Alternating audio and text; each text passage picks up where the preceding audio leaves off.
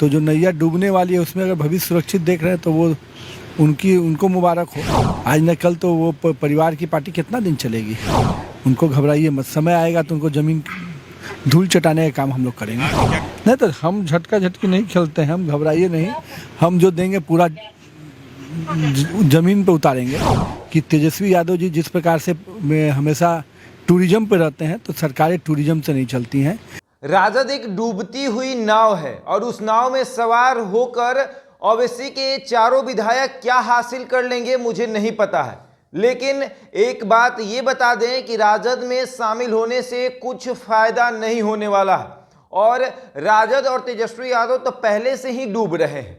आपने देखा कि किस तरीके से जनता ने उन्हें नकार दिया है, लेकिन उसी नाव में ओवैसी के चारों विधायक शामिल हो गए हैं। और वो ओवैसी के विधायक थे भी नहीं, वो तो राजद के थे।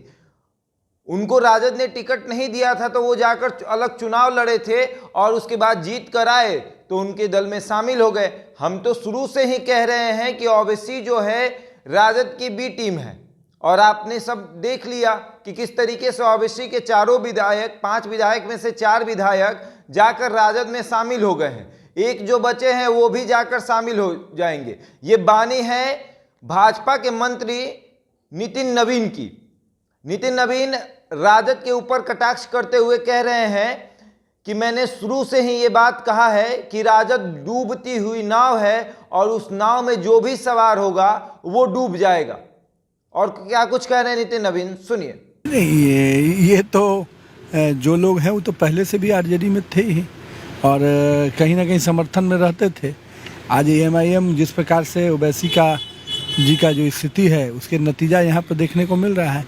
अब लोग अपना भविष्य देख रहे हैं तो उनको राजद में अपना भविष्य सुरक्षित लग रहा है। तो जो नैया डूबने वाली है उसमें अगर भविष्य सुरक्षित देख रहे हैं तो वो उनको मुबारक हो। आज न कल तो वो परिवार की पार्टी कितना दिन चलेगी। आप तेजस्वी यादव ने कहा आप लोग झटका झटके खेलते रहिए, हमें जो करना होगा हम करते रहेंगे, तो आगे का वक्त आगे तय होगा। नहीं तो हम झटका झटकी नहीं खेलते हैं, हम घबराइए नहीं। हम जो देंगे पूरा जमीन पे उतारेंगे। उनको घबराइए मत, समय आएगा तो उनको जमीन धूल चटाने का काम हम लोग करेंगे। बिहार में क्या खेला होगा क्या? नहीं, बिहार में किस प्रकार का खेला होगा? कोई खेला नहीं होने वाला। बिहार में सरकार चल रही है और कहीं कोई कन्फ्यूजन नहीं है। और हम लोग पूरी तरह से आश्वस्त हैं कि तेजस्वी यादव जी जिस प्रकार से हमेशा टूरिज्म पे रहते हैं, तो सरकारें टूरिज्म से नहीं चलती हैं।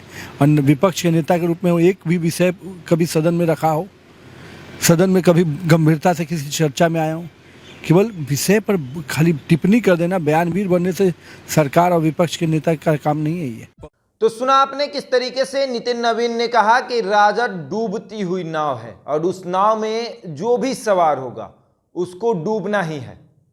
बता दें कि मानसून सत्र चल रहा है और इसी सत्र के दौरान बीते दिनों तेजस्वी यादव ने खुद कार ड्राइव करके ओवैसी के चारों विधायक को लेकर विधानसभा पहुंच गए और उसके बाद ओवैसी के चारों विधायक को राजद में मिला लिया।